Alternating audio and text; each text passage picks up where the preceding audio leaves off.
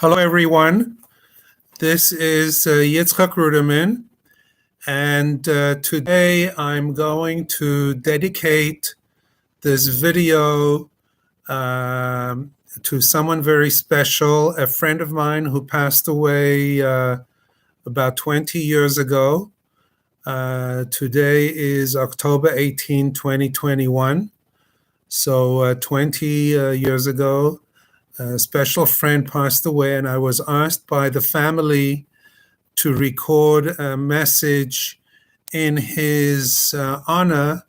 So today I'm dedicating it to memories of Dr. Binyomin Bregin, also known as Dr. Bradley Bregin, originally born in South Africa. Just a little bit of background. The South African Jewish community at its peak consisted of about 120,000 Jews that lived mostly in Johannesburg and Cape Town, Pretoria, Durban, but mostly in the Johannesburg area. And over the last 50 years, over half of those Jews have left because of the political unrest and uncertainty in South Africa and have emigrated to different countries.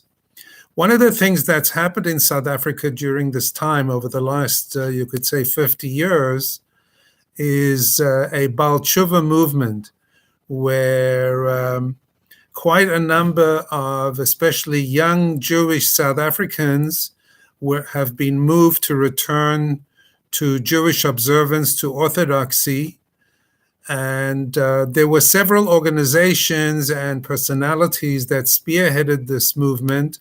Of course, the Lubavitch movement was involved, the Bnei Akiva movement was involved, and there was also the Kollel, which is an institute for higher Jewish learning, where some young rabbis would give lectures to the Jewish public, and they thereby influenced many young Jews, both men and women, to become religious. Now, there was a very unique group of young doctors that was influenced by one of the Kollel rabbis.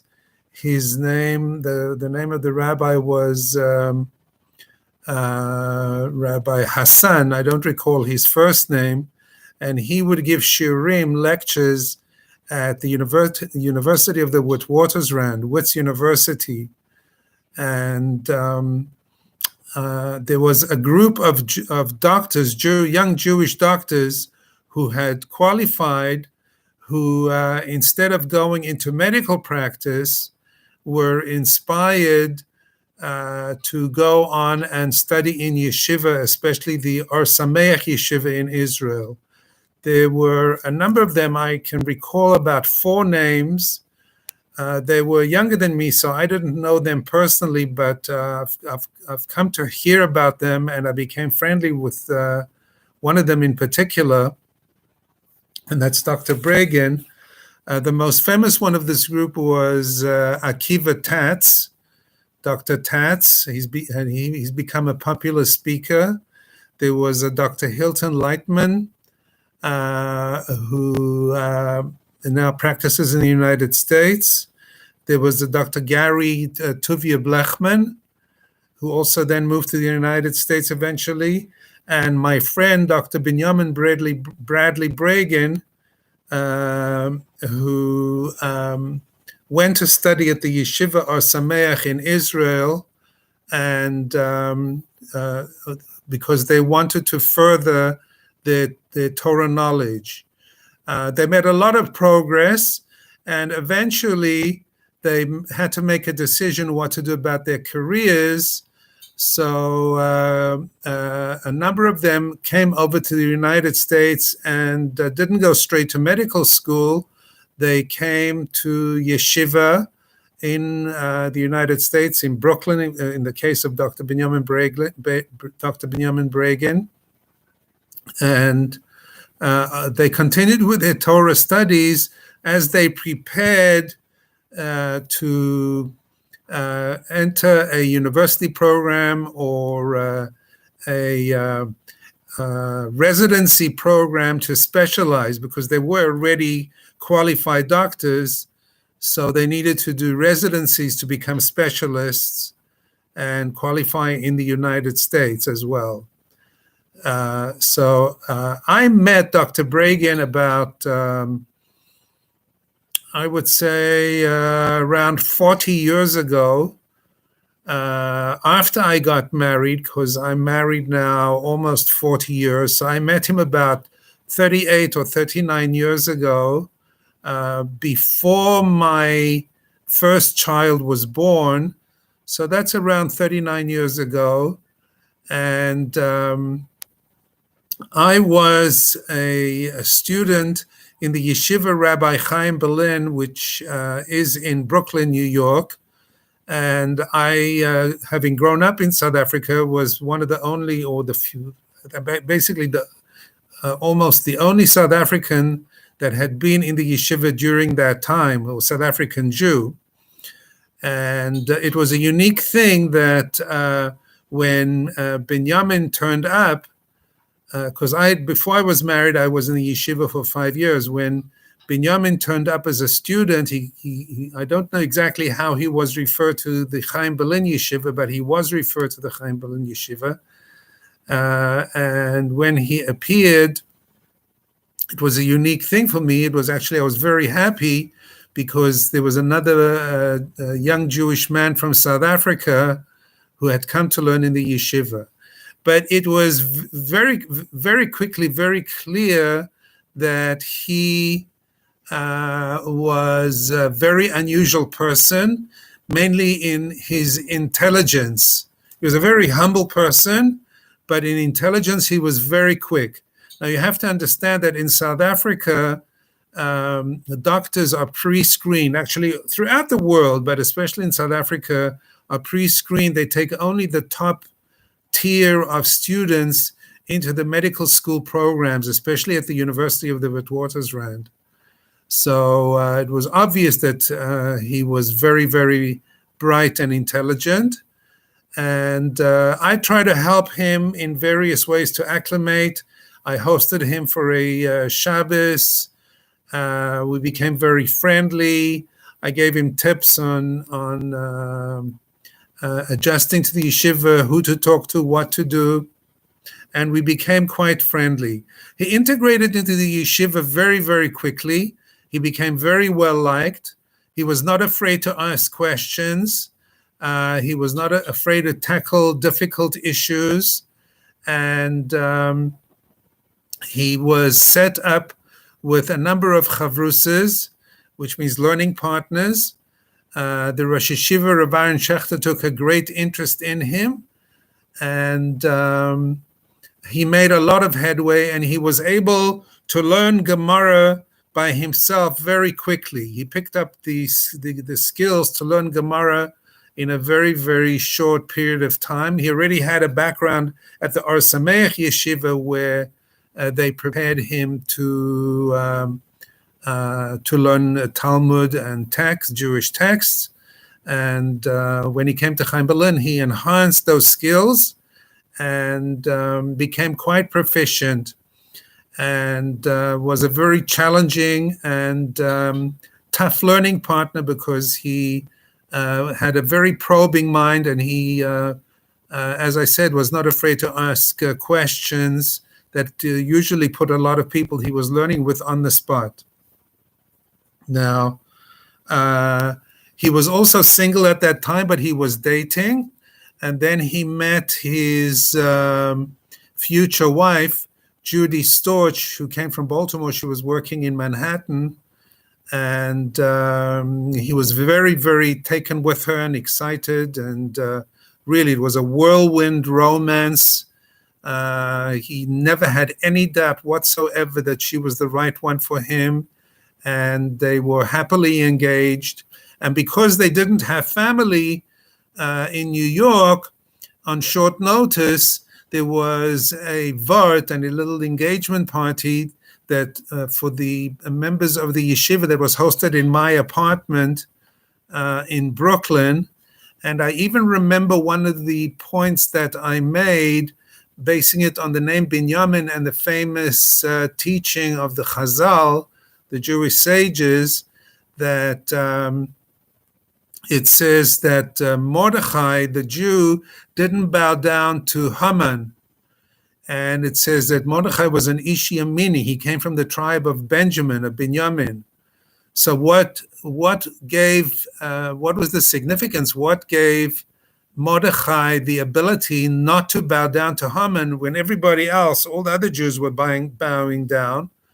So I quoted the famous Chazal that when Yaakov and his family met Esav, they all bowed down to Esav, but Rachel was pregnant with Binyomin. So technically, Binyomin, who was in the stomach of his mother, did not bow down to Esav. So Binyomin was endowed with the ability not to bow down to Esav. And of course, Haman is a descendant of Esav, and Mordechai is a descendant of Binyamin. So Mordechai was endowed with this ability not to bow down to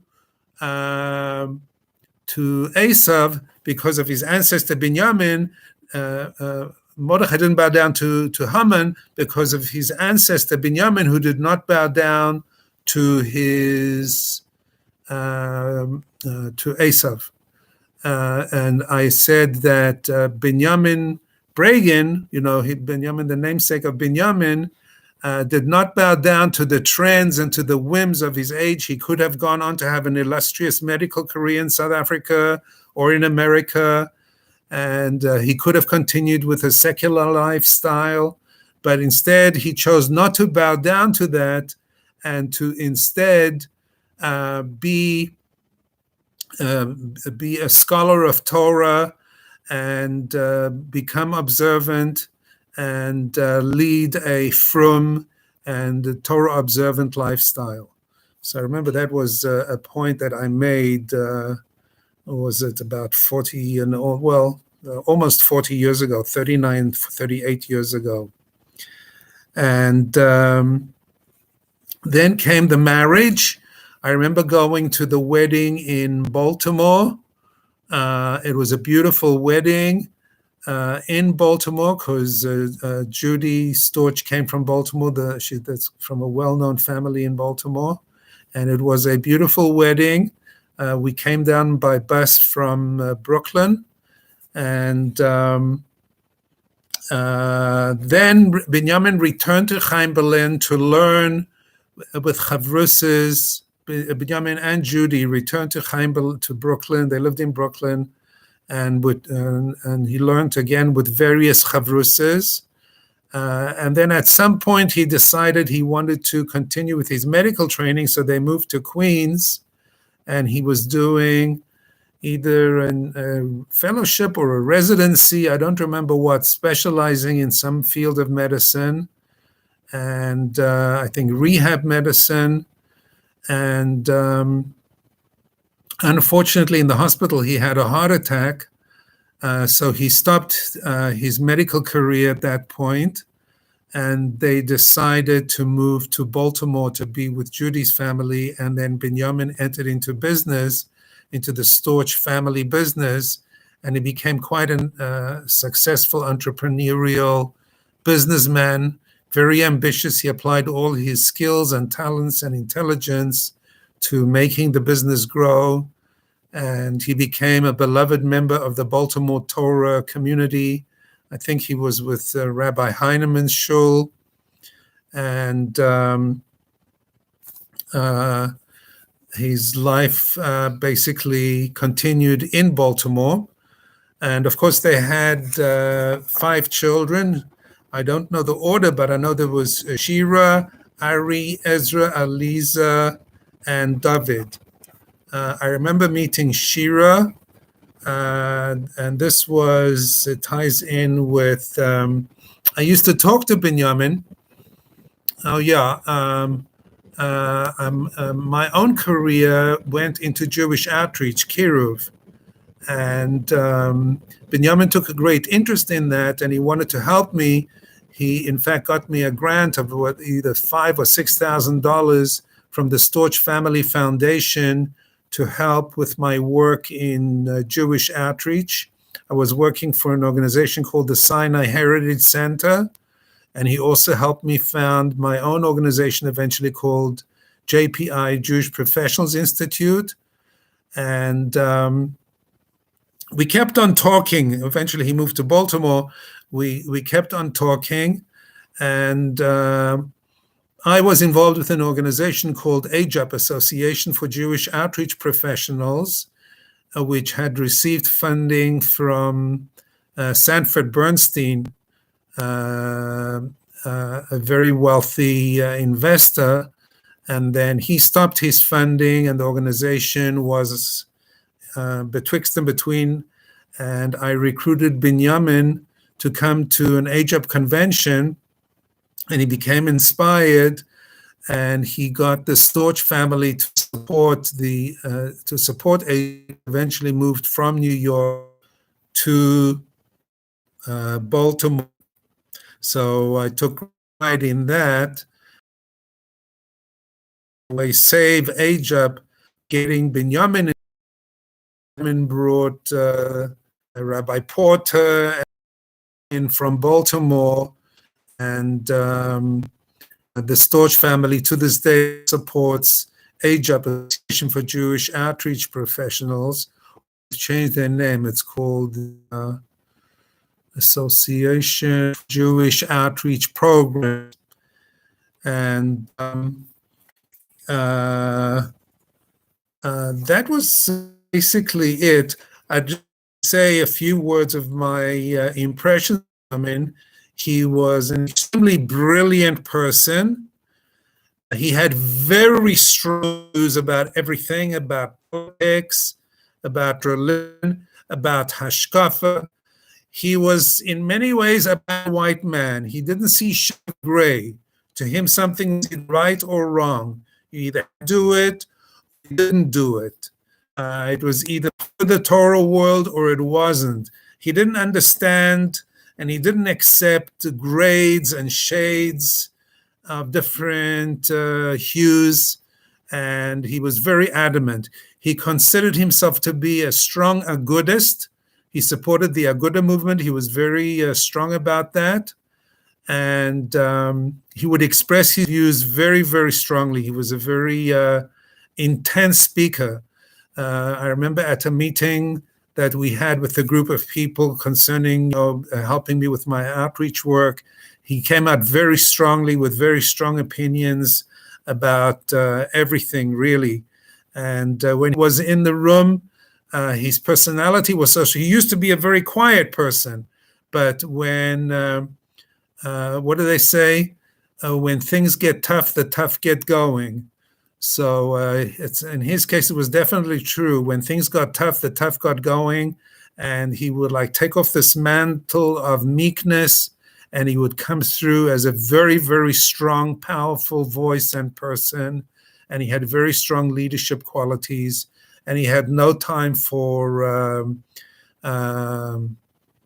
wasting of time and doing things in a lackluster way. He had to do things in a very intense, perfect. It was a perfect way. He was a perfectionist.